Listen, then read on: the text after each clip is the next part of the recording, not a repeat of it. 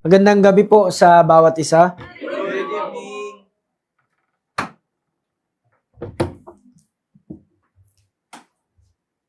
Sige po, tayo po muna ay manalangin. Let us pray. Ama naming Diyos na dakila, mapagpala at makapangyarihan sa lahat, maraming salamat po sa gabing ito, sa amin pong prayer meeting night. Dalayan ko po, Panginoon, na pangunahan mo ng banal na spirito ang aking pong pagsasalita sa mensahe na gusto mong ihatid sa bawat isa sa amin. At dalayan ko rin po, Panginoon, ang iyong mga pakinig ang iyong mga anak at maging ang aming mga bisita na sa gabing ito ay buksan mo ang kanilang mga puso, isip, at magkaroon sila ng humble heart sa message ng inyong Word of God. Dalayan ko rin po, Panginoon, sa aming mga kapatid na wala pa. Ikaw po ang siyang mag-ingat sa kanila sa daan, papunta rito. At tulungan mo kami at ingatan mo kami habang kami ay nananambahan sa gabing ito. Lahat po ng ito ay aking sinasamo at dinadalangin. At ikaw na po ang siyang bahala na sa pangalan ng Panginoong Hesus. Amen. Buksan po natin yung ating mga King James Bible sa Hebrews chapter 11. Hebrews chapter 11, verse number 6.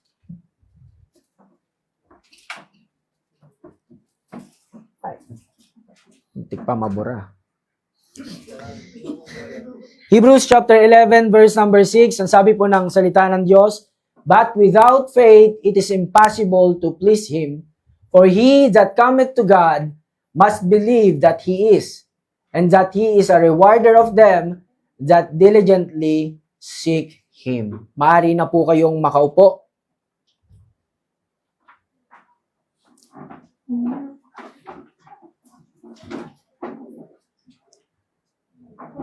Sa gabi pong ito, bago po tayo magsimula o bago po ako magpatuloy,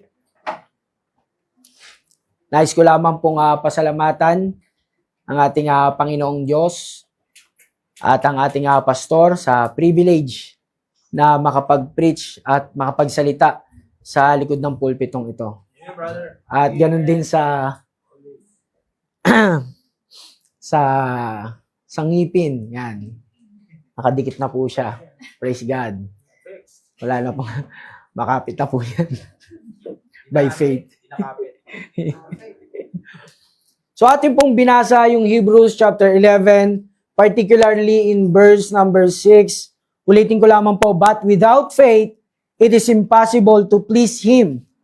For he that cometh to God Amen. must believe that He is, and that He is a rewarder of them that diligently seek Him." Sa mga nakabasa na po ng chapter 11 ng Hebrews, makikita po natin dito yung tinatawag na heroes of faith. Ano po? Yung tinatawag nilang heroes of faith. Makikita natin yung mga Old Testament prophets, saints, hanggang New Testament. Ano po, makikita natin yung kanilang pananampalataya sa Diyos. Kung paano sila nanampalataya sa Panginoong Diyos. Ano po, at basahin ko lang po yung verse number 1. "Now faith is the substance of things hoped for, the evidence of things not seen." So tonight, the title of our message is "God pleases a man who has faith." God pleases a man who has faith. Ang Diyos po ay nalulugod. Ang Diyos po ay natutuwa sa tao o sa isang ligtas na tao na merong pananampalataya. Ano po, amen? Amen. So as we read, Hebrews 11:6, sabi diyan, kapag lumapit tayo sa Diyos, tayo mga mananampalataya, tayo na nagsasabi na anak na tayo ng Diyos, ang sabi diyan mga kapatid, mga minamahal, na kung wala tayong pananampalataya, it is impossible to please Him. So tonight, we are in our prayer meeting night, tama? Kung lalapit tayo sa Panginoon nang walang pananampalataya, it is impossible to answer our prayer. No? It is impossible to God to hear us sa ating panalangin. Amen? Amen. Para pakinggan yung ating mga panalangin. So dapat kalugod-lugod sa harapan ng Panginoon yung ating pananalangin sa Kanya o yung ating tinatawag na paglapit sa Kanya. Amen. So una po, ano yung kailangan na meron tayo?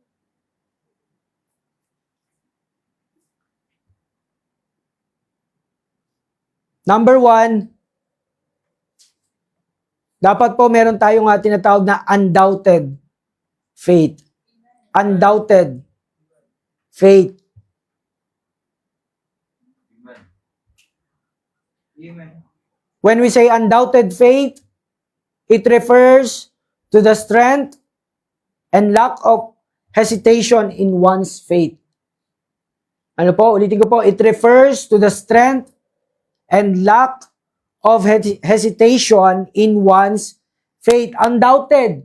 Pag sinabing undoubted, walang duda. O hindi nagdududa. Kapag sinabi natin, I believe with all my heart. No? Kapag sinabi natin na naniniwala tayo o nananampalataya tayo ng buong puso sa Panginoon, ibig sabihin nun, buong buo yung ating pagtitiwala. Katulad na lang sa ating kaligtasan. Nung tanggapin mo ang Panginoong Jesucristo, buo yung faith na binigay mo sa Kanya. Buo yung pananampalataya na binigay natin sa Kanya. Tama po ba? Amen. Katotohanan, hindi naman natin nakikita ang Diyos.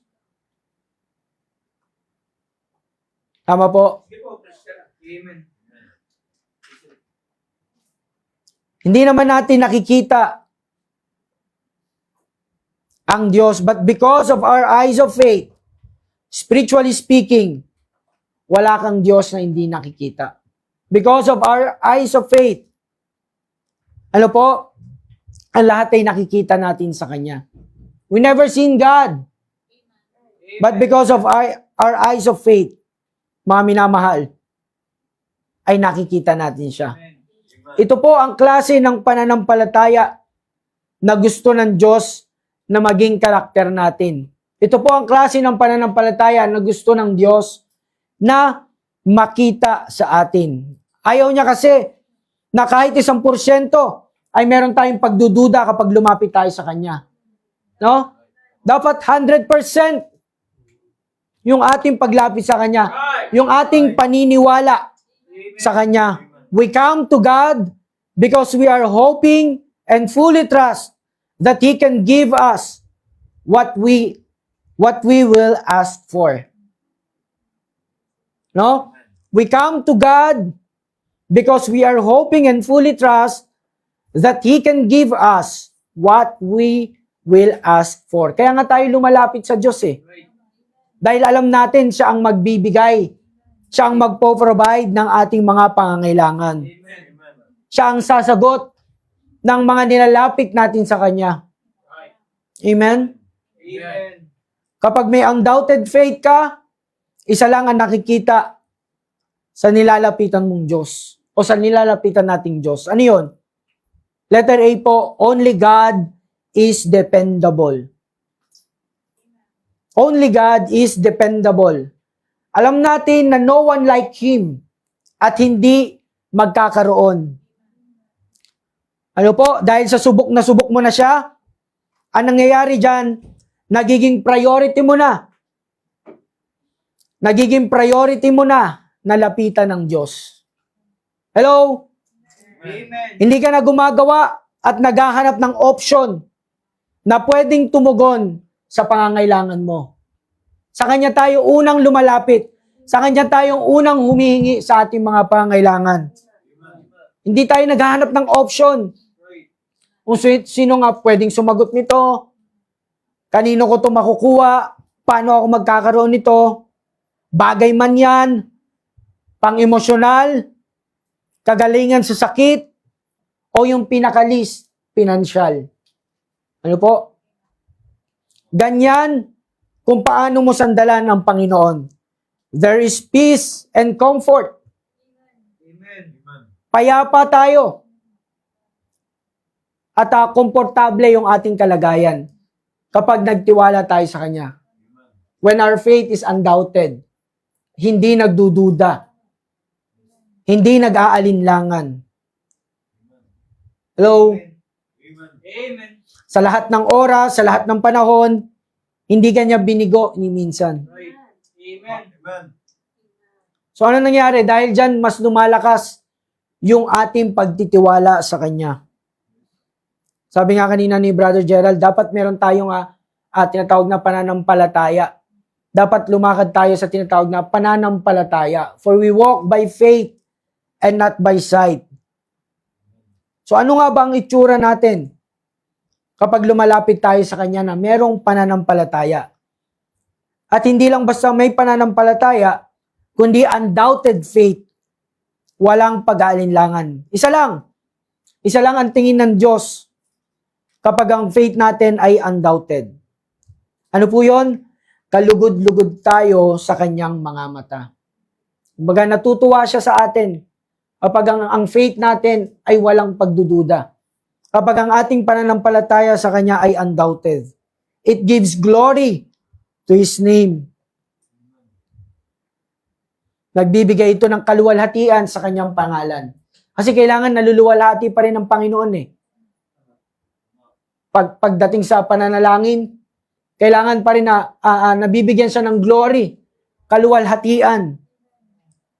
Ano po? So that's why He grants the prayer of the believer.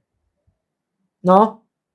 He grants the prayer of the believer. Alam naman natin na walang tatay na di matutuwa sa anak na palaging naniniwala sa magulang niya. Lalo kung ito ay sa ikabubuti ng kanyang anak. Ano po? Dahil sa kanya tayo nakadepende. Ganito po yan mga minamahal. Ang Panginoon o ang Diyos, He also trusted us. Not because we are reliable, but our faith moved the heart of God. No? The way na nagtitiwala tayo sa Diyos, also, He trusted us. Sabi nga natin, not because we are reliable. Ano po? But our faith, or because of our faith, move the heart of God. Ang Diyos, mga minamahal, ay kapani-paniwala. Right. Amen. Our part naman is mapaniwala natin siya. Mapaniwala natin siya na na lumalapit talaga tayo sa Kanya na merong pananampalataya. At yung ating pananampalataya ay hindi nag-aalinlangan. Amen? Amen. Our part ay mapaniwala natin siya. Sa pamamagitan ng pananampalataya natin na walang pag-aalinlangan, ano yung sabi sa Hebrews chapter 11 verse 6? He that cometh to God must believe that He is, and that He is a rewarder of them that diligently seek Him. Kapag lumapit tayo sa Kanya, kailangan maniwala tayo na siya talaga yung nilalapitan natin. Ano po? Mamaya, lalapit tayo sa Panginoon. Magpe-pray tayo sa ating mga pangangailangan, sa church needs, etc., etc. Ano po? Dapat we must believe na yung gumawa ng mundong ito, naniniwala ka na siya yun. Siya yun. Yung nagligtas sa'yo, siya yun. Walang iba. Ang sabi po sa Proverbs chapter 3, verse 5, trust in the Lord with all thine heart, and lean not unto thine own understanding. Trust in the Lord with all thine heart, and lean not unto thine own understanding. Huwag tayong dumepende sa sarili nating pangunawa.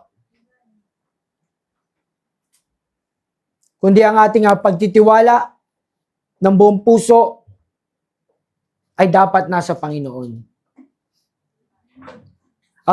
Undoubted faith must require a wholeheartedly trust in God alone. Undoubted faith must require a wholeheartedly trust in God alone. Sa Kanya lamang. Walang iba. Parang yung inaral natin na nakaraan, undivided faith. Pagdating sa kaligtasan. Ano po? Amen. In trust in God alone. Undoubted faith must require a wholeheartedly trust in God alone. Letter B. Letter A, only God is dependable. Letter B, only God is capable. Only God is capable. Amen. Only God has the ultimate power to do anything.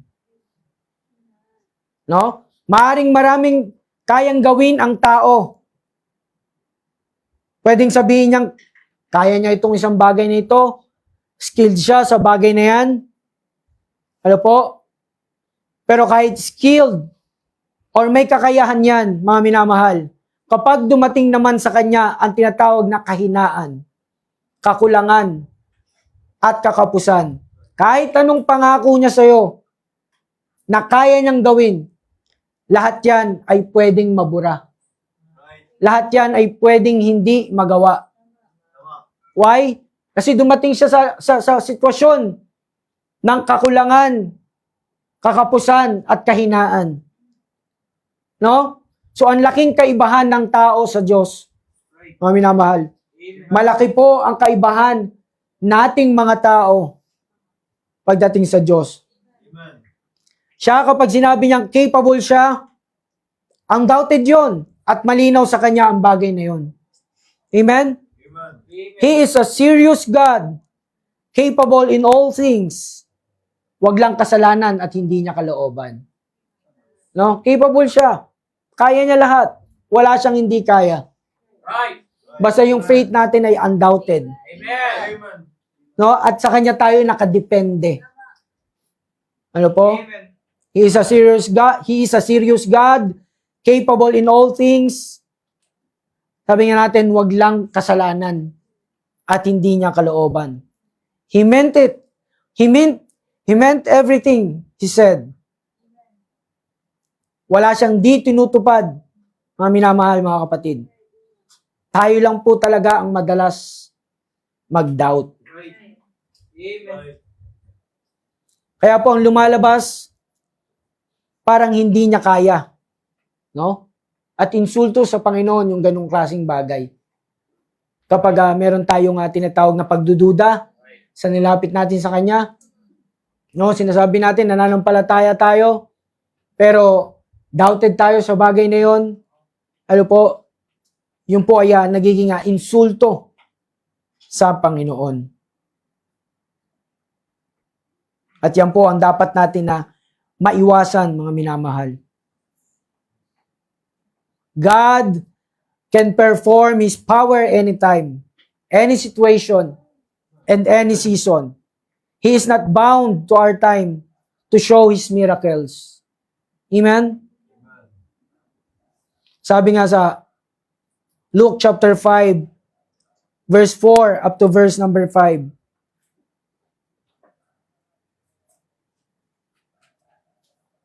Luke chapter 5, verse 4 up to verse number 5. Now, when he had left speaking, he said unto Simon, launch out into the deep, and let down your nets for a draught. And Simon answering said unto him, Master, we have toiled all the night, and have taken nothing. Nevertheless, at thy word, I will let down the net. So this is the time when Peter, ano po, siya po ay nangingisda. Nangisda sila ng buong magdamag. Pumalaot sila ng buong magdamag. At wala po silang nahuli. No? Sabi niya, we have toiled all night. Nagtrabaho kami buong gabi. At wala kaming nakuwang mga isda. Nevertheless, at thy word, I will let down the net. So, nung sinabi ni Pedro na buong gabi, silang nangisda. At nangyari ang bagay na ito, umaga na. Alam naman natin na kapag ang isda ay maliwanag, no? Nakikita nila yung mga mangingisda, ano po, magpupulasan yan. No? But this time, dahil sa pagtitiwala ni Apostol Pedro, dahil sa sinabi niya, nevertheless, at thy word, I will let down the net. And after that, marami silang nahuli. Halos masira na yung lambat na gamit nila. Amen. Halos sobrang bigat, nagpatulong sila sa bagay na yun. No? Sinong mangingisda o professional na mangingisda, magaling na mangingisda ang maagawa ng bagay na yun? Di ba wala? Kasi halos nasa seashore sila that time. Nung sinabi ng Panginoon. No? Pero sabi ni Peter, nevertheless, at thy word, I will let down the net. Why? Because his faith is undoubted. No? Alam ni Peter na capable ang Panginoon. Kaya niya. Ano po? Sabi nga natin kanina, sa tao maaring skilled yan. Maaring may kakayanan yan. Pero pag dumating yung kakapusan, kakulangan at kahinaan, kahit gaano pa niya kakaya ang isang bagay, no, hindi niya yun magagawa. Kapag merong kulang sa kanya.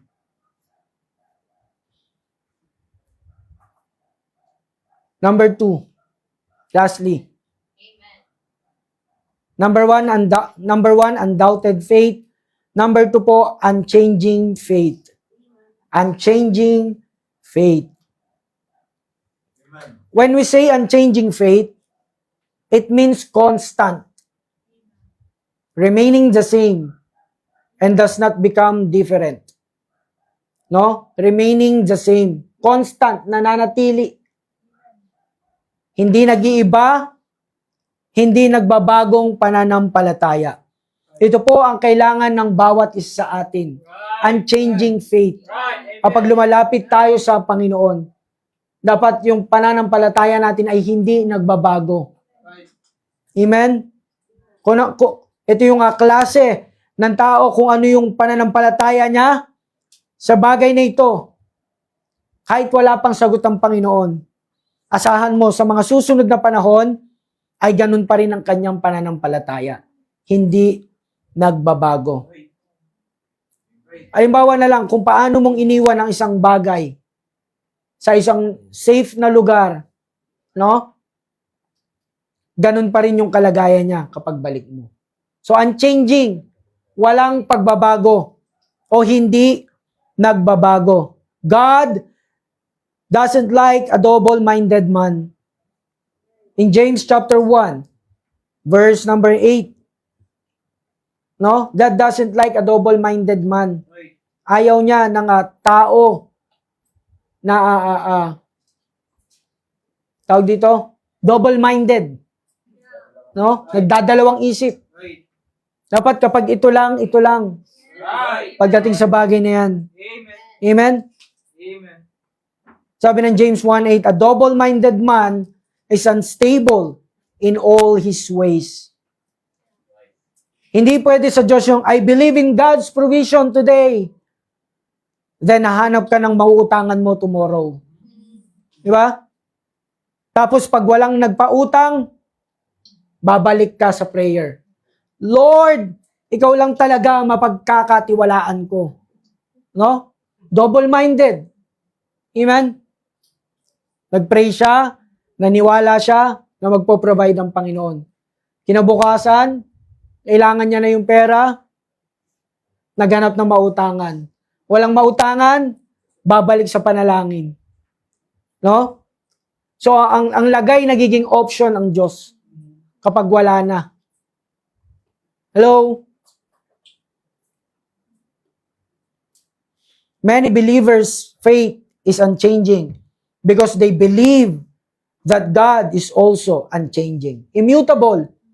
Yan ang isa sa mga attributes ng Diyos. Omniscient, omnipresent, ano po? Immutable, hindi nagbabago. God doesn't change. No? Kaya kinakailangan natin magkaroon ng unchanging faith, mga minamahal, pagdating sa paglapit natin sa Panginoon.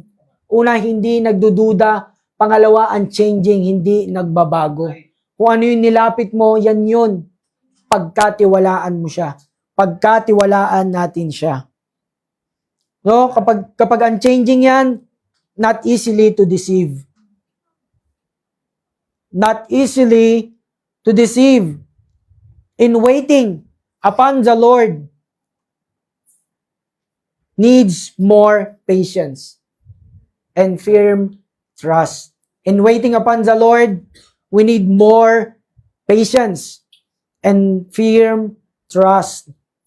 Satan is the great deceiver of all time. Right. Amen? Kaya niya tayong paniwalain sa isang bagay na akala mo totoo, pero sugar-coated poison pala. No? What is a sugar-coated poison? It looks and sounds like attractive, pleasant, pagdating sa appearance, but actually, it is very dangerous. Amen? Sugar-coated poison. No? Sabi nga, di ba, kaya niyang gayahin ang boses mo. Kaya niyang gayahin ang boses natin. No? At the same time, kala mo ang kausap mo yung third person of God. Pero hindi pala. He is the one can divert your faith. He's the one can divert your faith. Kaya dapat po, palakasin natin ang ating mga discernment. Palakasin natin yung ating tinatawag na prayer life. Mga kapatid, manalangin tayong maigi at pakiramdaman natin ang kalooban ng Diyos sa ating mga buhay. Kasi kailangan po na ang ating panalangin o paglapit sa Diyos ay merong tinatawag na regular prayer life. Naman tanong, regular ba tayo nananalangin sa Panginoon? Ang ating prayer life is regular? Palagi ba tayo nagpe-pray araw-araw? Kasi hindi po tayo pwedeng kumilos bilang Kristiyano na walang panalangin. Hindi po tayo pwedeng lumakad, mga minamahal, sa mundong ito na walang kasamang panalangin. Yan po ang isang pinaka-matibay at pinaka-effective na sandata ng nating mga mananampalataya, panalangin. Araw-araw, panalangin. No? Kumbaga, hindi tayo mabubuhay nang walang panalangin. Mga minamahal, mga kapatid. Amen. Okay, Brad. Hindi tayo mabubuhay sa mundong ito nang walang kasamang panalangin. Ano po? So manalangin tayong maigi at pakiramdaman ang kalooban ng Diyos sa ating buhay. Then, pag sure ka na Diyos ang kausap mo, diyan natin ngayon ilagay ang ating pananampalatayang hindi nagbabago. Unchanging faith. Ano po? Alam naman natin kung sa Kanya talaga tayo nakikipag-communicate. Amen? Ang sagot ay nasa salita ng Diyos. In Proverbs chapter 30,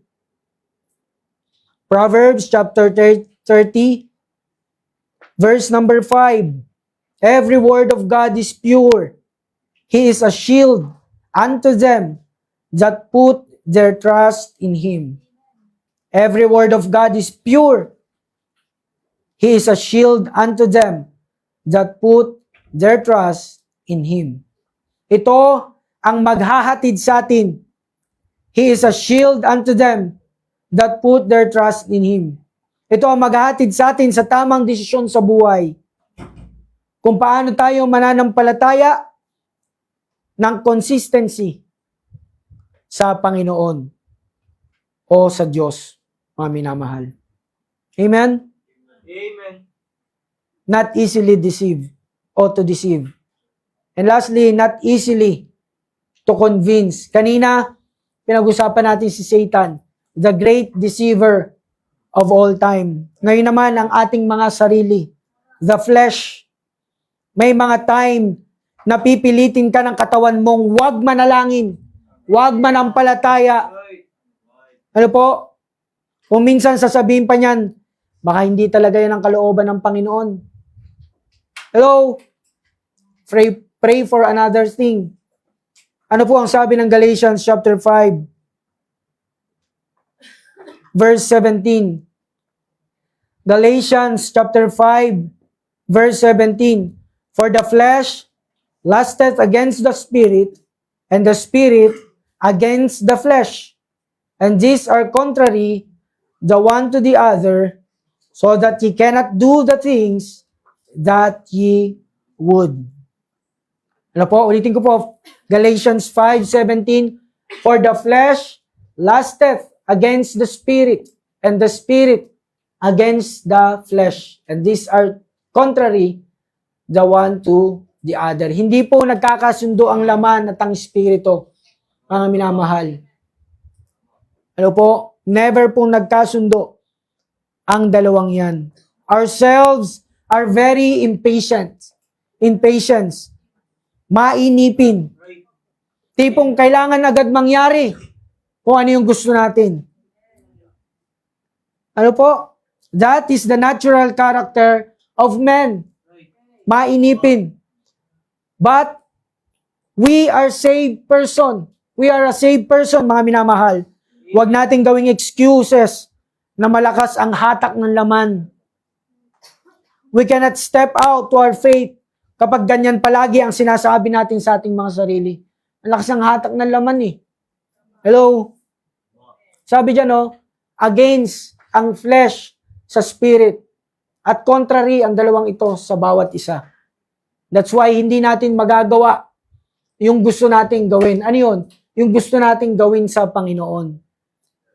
Ano po? Yan yung sinasabi ni Apostol Pablo. Yung ayaw kong gawin, yaong aking nagagawa.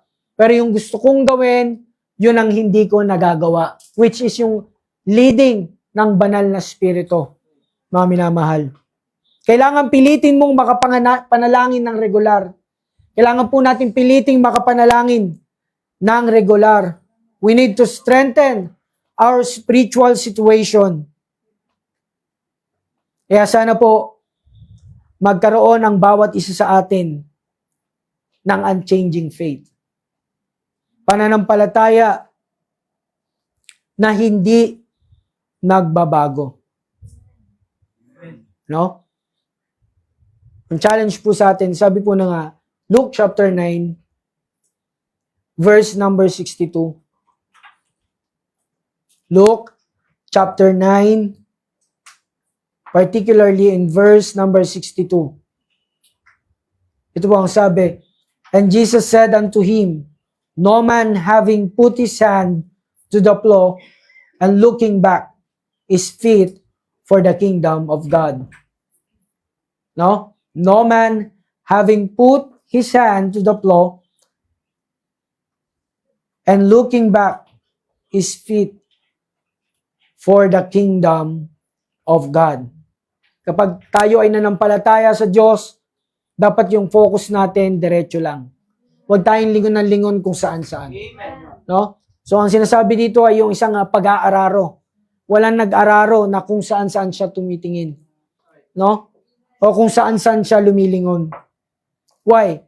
Kasi kapag lumingon siya sa iba o lumingon siya sa likod, hindi na magiging diretso yung pathway ng kanyang pag-aararo. Right. Hello? So ganun din po tayo mga minamahal, unchanging faith.